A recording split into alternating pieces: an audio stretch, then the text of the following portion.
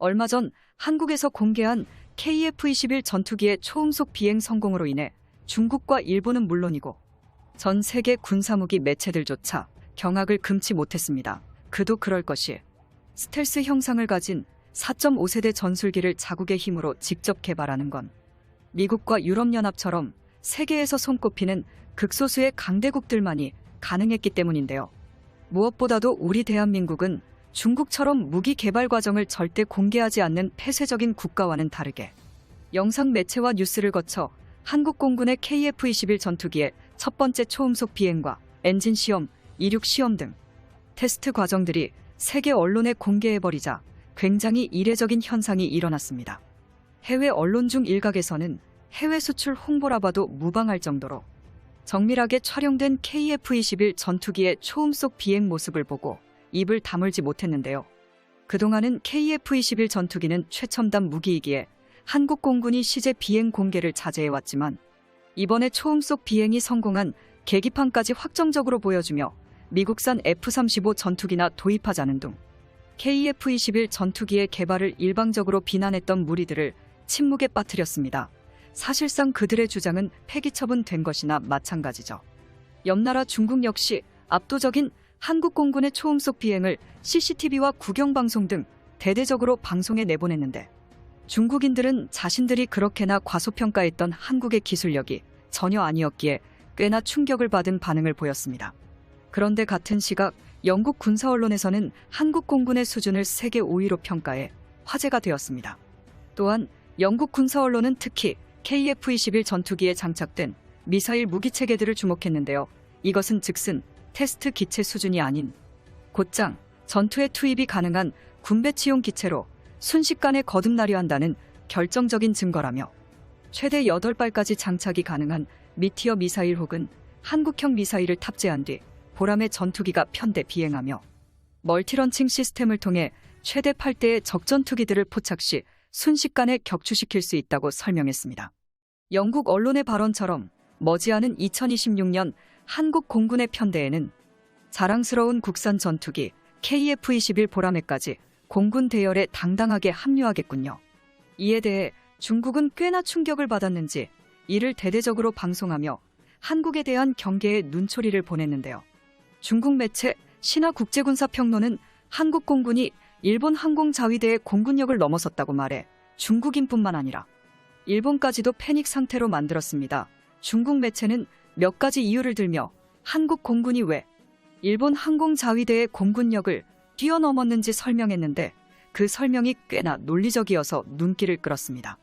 이에 대해 중국 방송은 한국이 미국에서 수입한 5세대 전투기 이외에도 한국은 여전히 적극적으로 국산 스텔스 전투기 KF-21의 개발을 추진하였다고 말하며 항공 강국으로 거듭나고 있다고 덧붙였습니다.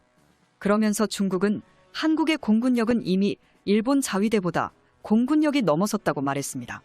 한 중국의 군사 매체는 한국과 일본의 주력 전투기를 비교했을 때 누가 더 우위에 있나 다수의 예상과는 다르게 결과는 언제든지 바뀔 수 있다라는 제목의 글을 게재했는데요.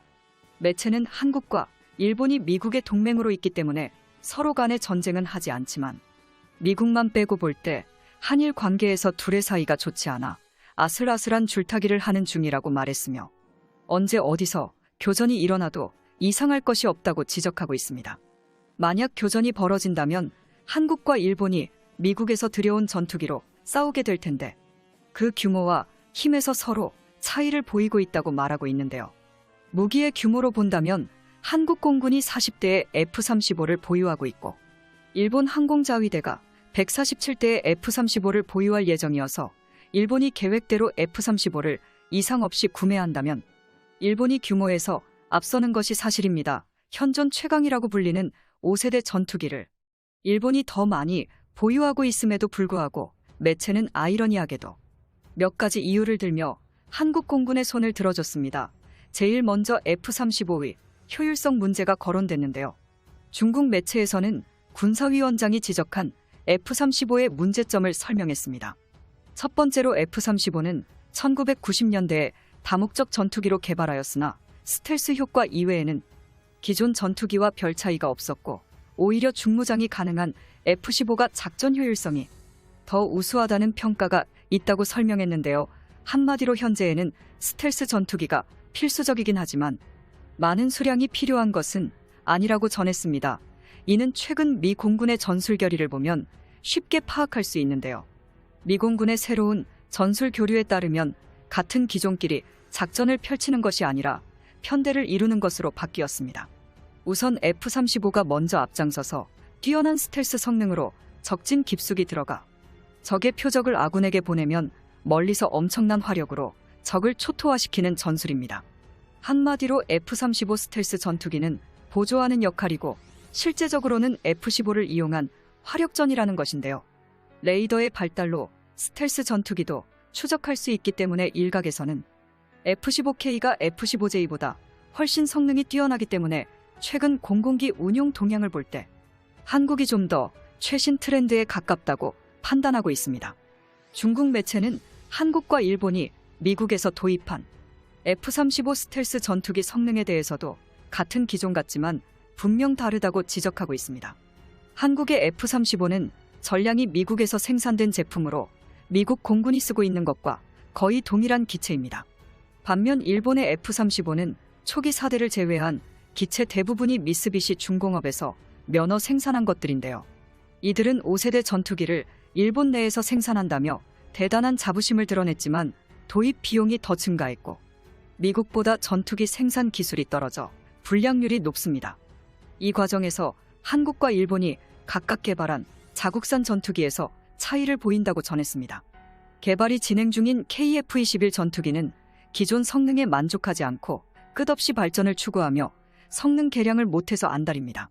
또한 FA-50은 실전을 통해 검증됐으며 앞으로 100대 수출 기록을 눈앞에 두고 있습니다.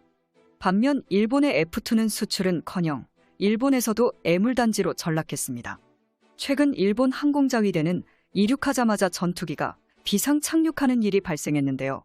타국 항공기에 맞서 긴급 발진에 나섰던 일본 항공자위대 전투기에서 이륙 5분 만에 조종석 덮개 캐노피가 떨어져 나가는 사고가 발생했습니다. 이에 원인 규명에 나선 일본 항공자위대는 전투기의 조종석 덮개가 떨어져 나간 건 덮개가 제대로 잠기지 않았기 때문이었고 캐노피가 잠기지 않을 경우 조종석의 경보등이 켜졌어도 조종사는 확인하지 못한다고 말했는데 이는 정비사 또는 조종사의 잘못으로 말했습니다. 중국 매체는 한국이 KF-21의 개발을 완료하게 된다면 실제로 아시아에서 가장 위험한 국가가 될 것이라고 설명했는데요. 이는 제3국인 중국의 의견으로 비교한 것이기 때문에 객관적인 시각으로 한국이 일본의 공군력을 뛰어넘었다고 말할 수 있습니다. 얼마 전 한국 공군이 세계 5위의 공군력을 보유한 것으로 평가했는데요. 앞으로 한국의 전투기들이 더 발전하는 모습을 기대합니다. 오늘 영상 여기서 마치겠습니다.